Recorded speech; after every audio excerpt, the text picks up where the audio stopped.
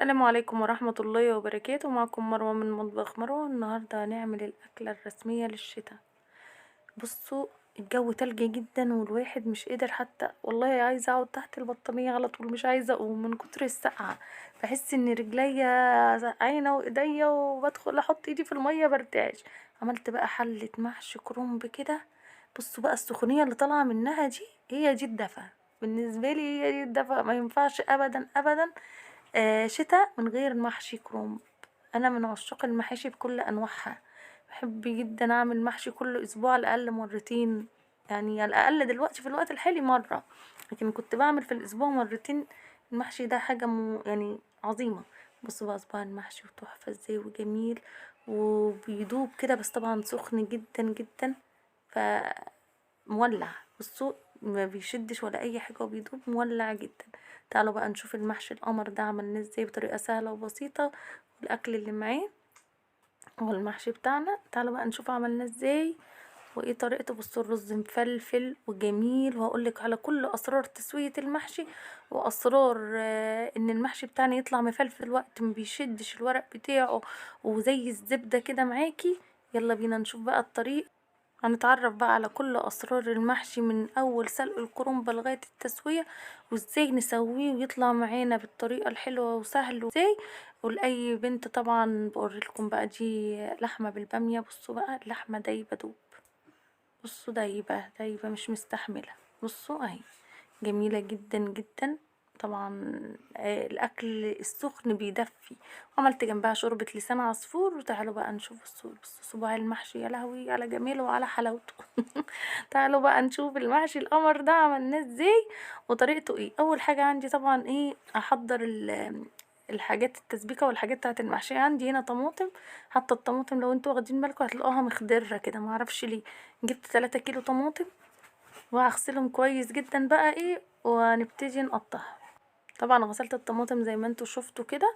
هنا بقى بصوا الكرومبه بتاعتي تحفه ازاي. عايزه اقول لكم الكرومبه دي شارياها بقالي يومين، بس مش فاضيه اعملها من ضغط الشغل، اللهم لك الحمد يعني. فايه الكرومبه لما تشتريها حلوه وصابحه وتقعد معاكي، بس ما تخليش الراجل يشيلك الورق الاخضر ده عشان هو اللي بيحميها. فتقعد معاكي لغايه اما تيجي تعمليها ما تكونش باظت ولا اي حاجه، هي زي ما هي. بصوا بقى لي يومين جايباها. بصوا بقى جميله ازاي. هشيل كل بقى الورق اللي ملوش لازمه ده كده بايدي اهو.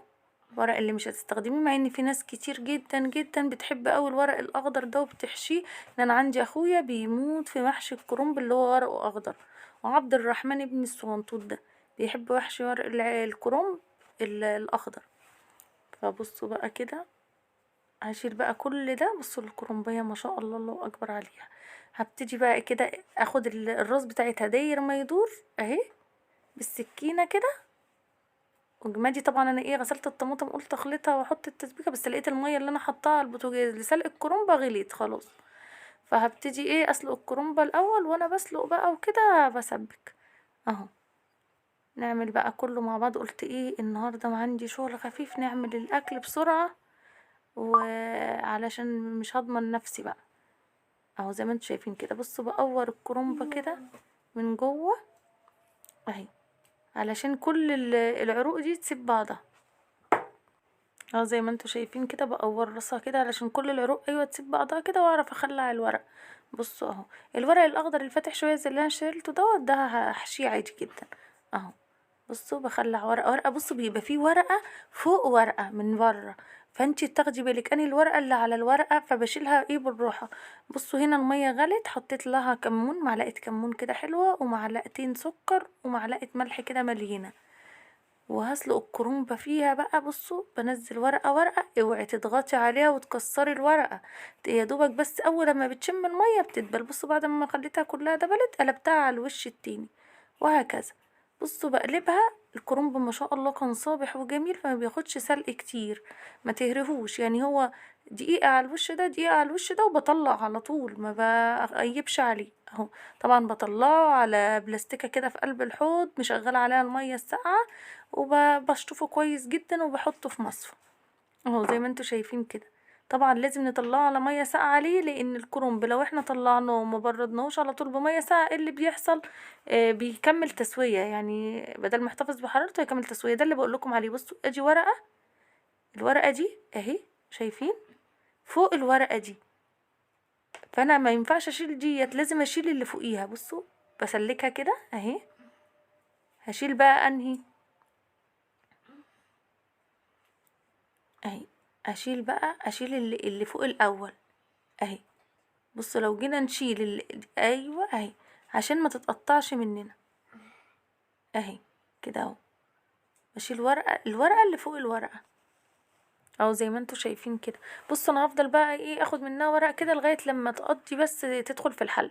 بصوا هنا بقى المصفى بشطف الكرنب كويس جدا تحت الميه الجاريه، وبعد ما يكون برد تماما يعني ما طلعوش وبطلع من الحله على طول، بنزل هنا زي ما انتوا شايفين. طبعا الحوض عشان البلاستيكه محطوطه على الصفايه بتاعته فبيتسد، فمن وقت للتاني كده بعمل الميه اهو زي ما انتوا شايفين كده. بصوا بغسله، طبعا الميه مفتوحه على الكرنب على طول، وبغسله وبشطفه كويس جدا وبحطه في المصفى يتصفى. لازم الكرنب وانتي مطلعاه من الميه تحطيه في المصفى يكون برد تماما، والا لو حطيتيه على بعضه وهو دافي هيتهري، لانه هيكمل تسويه. بصوا هنا الكرنبيه بقى ايه، خليتها يا دوبك على قد الحله وحطيتها، بحطها على وشها اللي هو اللي قطعاه منه اللي عند الراس ده الاول، تاخد كده ايه يعني دقيقتين كده ولا حاجه، عشان هنا ايه كل الورق على بعضه. وبعدين بقلبها تاني وبشيل بقى ورقه ورقه. بصوا بشيل ورقه ورقه كده واطلعها في الحله، طلعها يعني من الحله على الميه على طول، ايه اللي في البلاستيكه اللي في الحوض. لازم ده الورق الاخضر ده بنسيبه وقت اكبر، يعني مثلا لو بنخلي السلق دقيقه ولا دقيقتين، لا بنخلي الورق الاخضر ده اللي انتوا شايفينه هناك 5 دقايق مثلا، انه بيبقى بياخد سوا اكتر من الورق الابيض بتاع الكرنب. هنا الطماطم اللي قطعناها في الاول بقى كده اللي غسلناها هنبتدي نقطعها اه. بصوا والخضره هنضفها، طبعا قطعت الطماطم وحطيت بقى التسبيكه ايه تتسبك، يعني خلطت الطماطم وكده وحطيت التسبيكه تتسبك. حطيت التسبيكه بتاعتي زي ما انتوا شايفين، لا هي ني في ني ولا هي متسبكه. حطيت الاول سمنه وزيت، وبعد كده حطيت عليهم الطماطم، بعد كده فرمت البصل وحطيته عليهم وسبتهم بقى يتسبكوا على راحتهم. حطيت لهم معلقه سكر حلوه كده عشان الحموضه اللي بتبقى في الطماطم. الطريقه دي تحفه جدا، لا منها متسبكه ولا منها ني في ني، تحفه تحفه تحفه. طبعا بنقي الخضره بتاعتي. الخضره بصوا حاجتين في المحشي تخليه حلو وطعمه زي العسل، تكتري البصل وتكتري الخضرة، الحاجتين دول بيخلوا المحشي في حتة تانية خالص. نضفت الخضرة ونقعتها وسبتها بقى كده شوية، وبعد كده ايه هنضف الفرخة بتاعتي. جبت فرخة كده وقطعتها على 8 على 4 يعني 4 تربع كده، وهنضفها. هشيل طبعا الجزيئات الدمويه اللي بتبقى في الورك، وهشيل القطع اللي هي بتبقى في الجناح ديت ملهاش اي لازمه، اللي زي الضوفر دي. وبغسل الفراخ كويس جدا، لو فيها اي ريشه لو فيها اي حاجه كده بغسلها تحت الميه الجاريه حلو قوي. وبنضف القنصه والكبده والقلب ونضفهم حلو جدا. وبعد كده هنقع الفراخ بتاعتي ديت في ملح وليمون، لو عايزه تحط لها كمان دي حط لها. بص بكحت القنصه كده من الناحيتين عشان بيبقى فيها حاجات لزجه كده. وطبعا الحوض بتاعي بعد اي حاجة بعملها بغسله حلو جدا جدا وبعقمه بالخل علشان اقدر اشتغل فيه. يعني ساعة الطماطم كنت غسلها معقمة بالخل، وساعة الكرنب وساعة الفراخ وهكذا. طبعا التسبيكة بتاعتي خلاص اتسبكت اهي تمام. ركنتها على جنب بقى، هبتدي اعمل ايه، هسلق اللحمة. هنا عندي حلة فاضية خالص ما فيهاش اي حاجة، احط فيها اللحمة بتاعتي كده هديها صدمة، وبغلي مية في الكتل، وبعد ما تاخد الصدمة كده هحط على المية. طبعا الطريقة دي حلوة جدا لان اللحمة بتحتفظ بالعصورة بتاعتها جواها، غير لما نغلي مية ونسلقها على طول، بتخلي حتة اللحمة بتاعتي طرية وحلوة قوي. عايزة اقول لكم يعني اللي بيطبخ طبخة بيبقى يعني الطبخة بقت خلاص لمن استطاع اليها سبيلا. يعني لما يبقى كيلو الفراخ ب110 وكيلو اللحمة ب400 جنيه، فيبقى يعني حرام. يعني انا عندي دلوقتي 4 اطفال، كل واحد بياكل حاجة غير التاني. فاضطريت اجيب فراخ ولحمه، جبت نص لحمه وفرخه يعني. بقى الاكله ديت علشان انا اعمل اكله زي دي تكلفني 600 جنيه. فطبعا يعني حرام حرام، يعني العيشه بقت غاليه والله العظيم، الواحد ما عارف الدنيا رايحه على فين. ربنا يساعد بجد اللي عنده عيال، لان الواحد اللي عنده عيال هو اللي بيبقى الواحد ممكن يقضيها اي حاجة، لكن اللي عنده عيال دوت لأ. اللي عنده عيال دوت بيبقى العيل بيبقى عايز، وطفل بيتبني ومش هينفع تحرميه والكلام ده كله.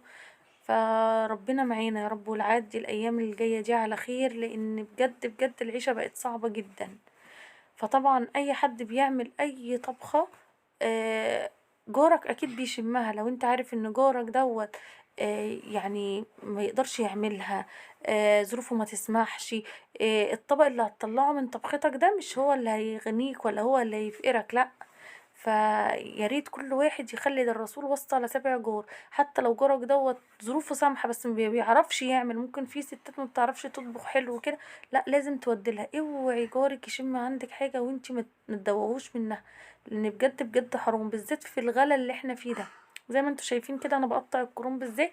بجيب الكرنبايه والورقه بتاعت الكرنب واتنيها اتنين، واخد العصايه اللي هي في النص دي، العصايه اللي في النص ديت، واروح جايه ايه شايلاها، والف الورقه رول كده، واقطعها ايه على حسب بقى انا عايزه حجم الصبع بتاعي قد ايه.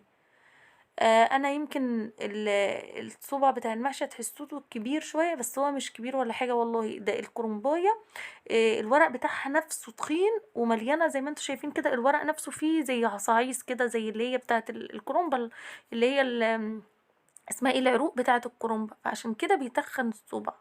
وانا بحب قوي الكرومبه اللي بتبقى فيها الورق نفسه تخين كده وفيه زي العروق، بتبقى عسل وبتبقى طعمها حلو قوي في الاكل. بصوا بقطعه كده زي ما انتم شايفين، طريقه سهله وبسيطه عشان تنجزي يعني. تسبيكه طبعا اتسبكت واللحمه بتتسلق والفراخ نقعيها، وقطعت بصل عشان اعمل تسبيكه الباميه. قطعت بصل وحمرته كده في حبه سمنه، وحطيت له حبه ملح، وبعد كده ايه كنت خلطه الطماطم وحطيتها عليه على طول، سايباها بقى ايه تتسبك على راحتها. وهنبتدي ايه نقطع الكرنبة. بصوا الحتت ديت اللي متنفعش تلف رول، بقطعها كده زي ما انتوا شايفين كده على قد الصوبع. طبعا الكرنبة بيبقى فيها يعني يا نوعين من الورق يا تلاتة. انا الكرنبة النهاردة كان فيها 3 انواع من الورق، ورق ابيض خالص، وورق تحسوه مخضر فاتح، وورق اخضر اخضر. فبعمل ايه بقى، بخلي الورق الابيض لوحده زي اللي انا ماسكاه في ايدي دي الابيض خالص، واللي في النص هناك ديت المخضر شوية يعني الاخضر الفاتح، والاخضر الغامق لوحده. ليه؟ لان لما تيجي تحشي تحشي الاخضر الغامق الاول، وبعد كده الاخضر الفاتح، وبعد كده الابيض. ليه؟ كنت زمان وامي بتعمل كده، كنت بحسب ان امي بتعمل كده علشان الاخضر تحت، يعني بتخلي الغامق، لا. هو احنا بنعمل كده، اكتشفت بقى لما كبرت وكده ان احنا بنعمل كده لان الورق الاخضر الغامق بيستوي بعد وقت اكبر من الاخضر الفاتح، والاخضر الفاتح بيستوي بعد وقت اكبر من الابيض. فبنخلي الاخضر تحت لان تحت بتبقى درجة الحرارة اعلى، وبتبقى يعني بياخد هنا بقى السوى كنت خلصت الورق، تقطيع الحاجة اللي تحت الكرنب كله بتستوي وحطيته في اسرع. المصفى زي ما انتوا شايفين كده فبنخلي الصفة. الورق وهنا الاخضر بقى تحت لانه الفرخة بياخد بتاعتي وقت في غسلتها التسوية حلو. حلو جدا، وصفتها. وبعد كده جبت طماطم وبصل وثوم وفرمتهم كده مع بعض، وحطيت لهم ملح وفلفل اسمر، بس كده. طماطم وبصل وثوم، وهبتدي اتبل بيهم الفراخ بتاعتي. انا بحب طعم الفراخ كده يبقى متبل، بيديني شوربه غنيه جدا، خصوصا ان انا هعمل بيها محشي. بحب قوي الكرنب اسويه بشوربه الفراخ، وبحب اي محشي تاني يعني بتنجان فلفل كوسه ورق عنب بشوربه اللحمه. بصوا باخد بقى كده من الخلطه اللي انا عملتها دي، وبدخلها في كل حته اقدر ادخل فيها ايدي في الفراخ، اهي زي ما انتوا شايفين كده. وبقى يعني بتبل الفراخ بيها من تحت الجلد من كل حته، اهو زي ما انتوا شايفين كده. بتبل بقى الفراخ اي حته ايدي تنفع تطولها بحط فيها التتبيله كده، بجد بتغير طعم الشوربه وطعم الفراخ، بتخليها حلوه جدا جدا جدا، اهو زي ما انتوا شايفين كده. طبعا بقيت التتبيله بقى والقنصه والكبده والرقبه بحطهم ويتبلوا مع حته سمنه بلدي حلوه. طبعا انا سبتها في التتبيله دي حوالي نص ساعه كده قبل ما بقيت اعمل حاجات تانية. هنا بقى حطيت حته سمنه بلدي كده وسخنت الحله حلو جدا، ونزلت بالفراخ بتاعتي، وهبتدي اديلها صدمه من الناحيتين طبعا، وايه اجهز ميه سخنه علشان اسويها فيها، واحط لها بقى ورق لوري وحبهان. عندك جزرايه، يعني انا حطيت في الشوربه بتاعه اللحمه جزرايه وطماطمايه وبصلايه وكده، ورق لوري وحبهان. هنا بقى بعد ما الفراخ اخدت صدمه قلبتها على الوش التاني، حطيت لها ورق لوري وحبهان، وحطيت لها ميه مغليه وكده، وفلفل اسمر طبعا. واسيبها بقى ايه تغلي غلوتين كده، وهدي النار واسيبها تستوي على راحتها. هنا بقى التسبيكه بتاعتي بعد ما اتسبكت غسلت الرز وهنزل عليها بيه، اه زي ما احنا شايفين كده. انا عامله هنا حوالي 3 كيلو طماطم، ويعني هما 3 كيلو او اكتر شويه، ولان انا لقيتهم خضر كده صراحه فزودت عليهم طماطم من عندي، ف3 كيلو يعني وربع كده يعني، واكتر من ربع حاجه بسيطه. واحط عليهم بقى 2 كيلو رز، لان انا بعمل المحشي ده بيقضينا يومين مش يوم واحد. فاحط بقى كده زي ما انتوا شايفين الرز والخضرة. بصوا بقى الخضرة، خضرة تحفة. عايزة المحشي بتاعك يبقى تحفة، كتري الخضرة وكتري البصل، اهم حاجة. بجيب من كل حاجة مثلا حزمتين تلاتة على حسب حجم الحزمة، شبت وكزبرة وبقدونس، 3 انواع دول من الخضرة بنعمل بيهم ايه المحشي.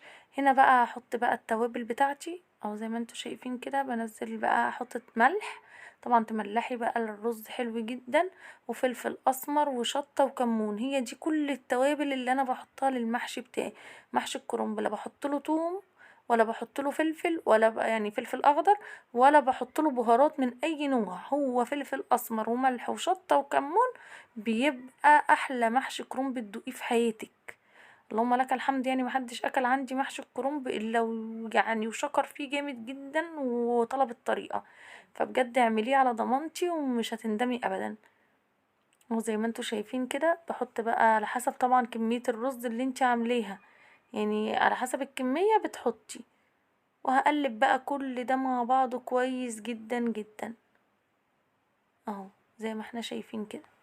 قلبت بقى الخلطة بتاعتي كلها مع بعض زي ما احنا شايفين. بصوا، جيت احشي لقيت الورق الاخضر ده فيه يعني عروق كده، اللي هي العصايص دي ولا اسمها ايه بتاعة الكرنب، تخينة جدا، هتضايقني جدا في الحشو. بقيت اخد الحتت التخينة دي احطها في ارضية الحلة.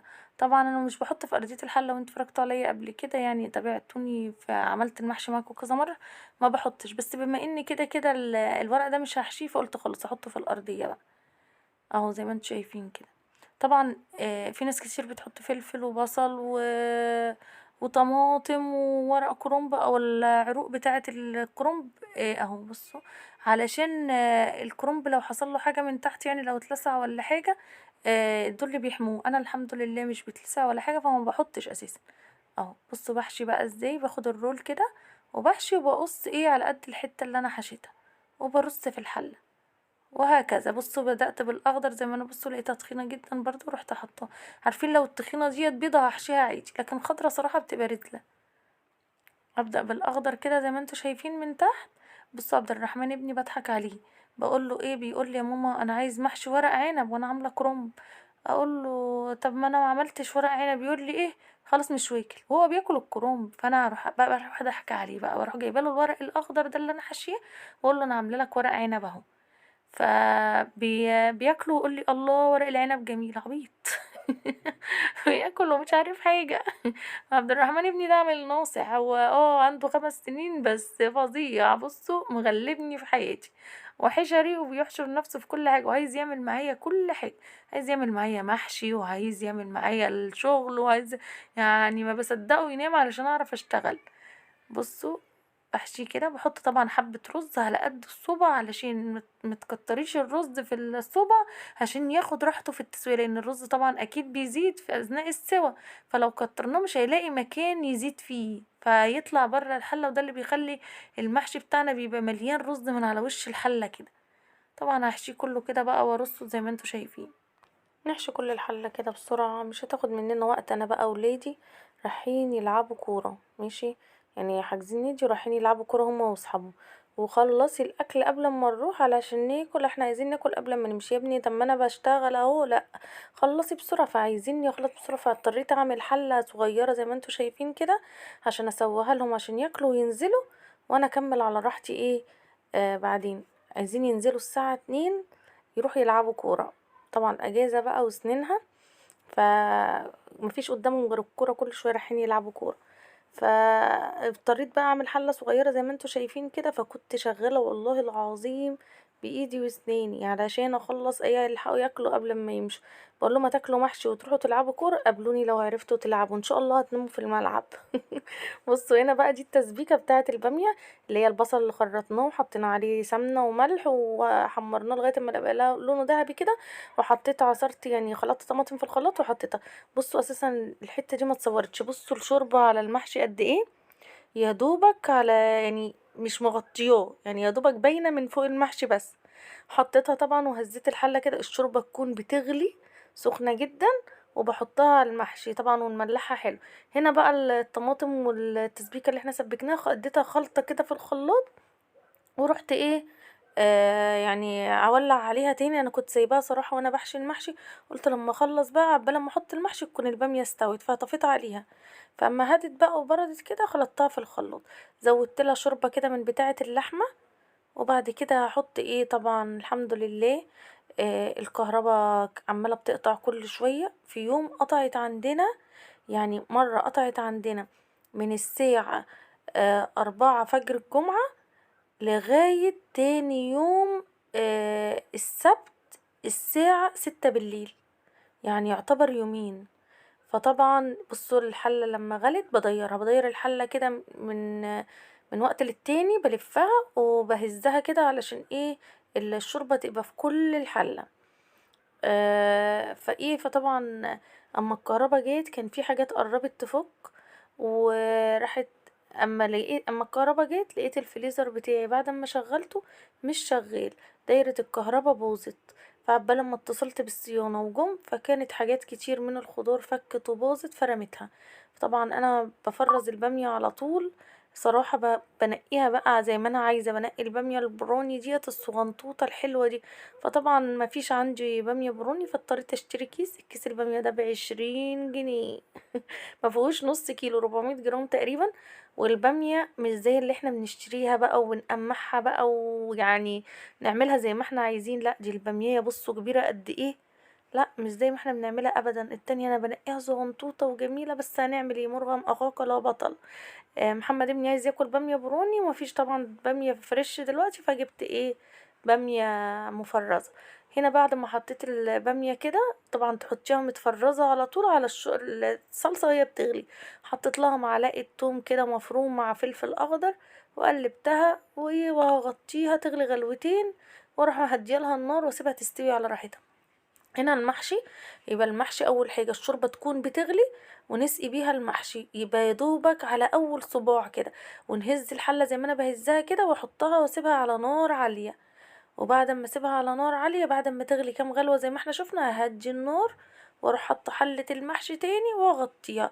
من وقت للتاني بهزها كده والف الحلة، علشان لو في جنب من النار بتاعة البوتاجاز واطية وجنب عالية يبقى الحلة ايه كلها اخدت نفس يعني التسوية، ما تطلعش صبع ني وصبع مستوي. البامية بقى نقلتها على العين التانية عشان نعمل لسان عصفور، وسبتها ايه تستوي على راحتها. هنا بقى اعمل كده حبة لسان عصفور، لسان العصفور زي ما شفتوا كده، وحطيت له الشوربة وخلاص. هنا البامية بتاعتي بقى لما قربت تدخل في السوا، حطيت لها اللحمة اللي احنا سويناها 3/4 سوا، واحط لها بقى توابل فلفل اسمر وملح لو هظبط الملح بتاعها يعني، وحبة كمون، وحطيت لها بهارات لحمة وخلاص كده. ده الاكل بتاعي بعد ما استوى. اجي المحشي قلبت لهم الحلة كلها كده، لان كله بقى هياكل، وهحشي الباقي على راحتي بقى، لان يعني دي برضو مش هتقضينا. فعشان في بامية وحاجات جنبها، يعني حلو هما ياكلوا وينزلوا ان شاء الله يناموا وهما بيلعبوا كورة. على فكرة هما راحوا يلعبوا كورة وخسروا الحمد لله. فيعني المحشي عمل شغل جامد. بص بقى المحشي، وحمرت بس نص فرخة عشان مش كله هياكل، وغرفت لهم لسان عصفور كده، هما الولاد بس اللي كلوا. وغرفت لهم لسان عصفور واللحمة. بصوا بقى المحشي بس سخن ملهلب. انا اوريلكم الحلة كمان اللي انا حشيتها بقى بعد ما هما نزلوا. بصوا محشي فظيع فظيع. بصوا المحشي ومفلفل، الرزاية برزيتها مش معجنة وجميل جدا. بصوا جميله. بصوا الحاجتين اللي ما اقدرش امسك نفسي قدامهم، لا المحشي ولا السمك، لازم اكل منهم اول لما ينزلوا كده. بصوا بس انا كنت فاكراها جايبه الكاميرا بس مش جايبه. بصوا مسافه ما حطيت الشوكه عليها اتقسمت ازاي، تحفه تحفه بجد. زبده كده المحشي وجميل قوي. واللحمه كانت دايبه جدا، والباميه صراحه يعني طعمها حلو وكل حاجه، بس انا بحب البروني الصغيره ما بحبهاش كبيره كده. بس اللحمه كانت دايبه خالص. والباميه صراحه جميله، بس انا بحب الباميه البروني تبقى صغيره. ودوت كان الفيديو بتاعنا. هوريلكم بقى حله المحشي اللي انا حشيتها التانية. هما صراحه مشوا، وانا قعدت كملت ايه حشو. طبعا انا اللي باكل على فكره، محدش. انا اللي باكل، ما بقدرش امسك نفسي ابدا قدام حله المحشي. بس انا اكلت انا والولاد بعد كده وجوزي بعد كده. بصوا بقى ادي المحشي اللي انا حشيتها، الحله نفس الحله اللي كنت مسبكه فيها. مقبوجي ابني بيحب العروق بتاعه المحشي ديت على الوش كده، بحطها له وبياكلها. بصوا اهو الحله بوريلكم من تحت اهي. دي بقى هسويها لان هم يرجعوا على الساعة 4، رجعوا جعانين اساسا وكلوا تاني. فكلوا معانا بقى لما جينا ناكل انا وباباهم. بصوا بقى اهو، انا بعد ما سويتها اهي، بجد كانت رهيبة. انا حتى مستعجلة نزلتها، يعني هي كانت استوت وكل حاجة بس كان فيها شيء شوربة، فنزلتها بقى، يعني دلقتها كده بالشقشاق الشوربة اللي فيها. بصوا الجمال، بصوا الحلاوة، بجد تحفة. والله العظيم كانت رهيبة، وبتدفي في التلج اللي احنا فيه. بجد اي حاجة سخنة في الجو اللي احنا فيه ده بتدفي، خصوصا لو محشي او عدس. واي اكل في الجو اللي احنا فيه ده هيدفي. ربنا يا رب يعني يصلح حالنا، وربنا يبعد عنا الغلا اللي احنا فيه ده. مش عارفة، الغلا بقى كتير جدا، يعني بقى مش في حاجة معينة، بقت الغلا في كل حاجة. يعني الناس كتر خيرها بجد، والله العظيم الناس ماشية تكلم نفسها. حسبنا الله ونعم الوكيل في كل حد يعني اتسبب في الغلا اللي احنا فيه ده.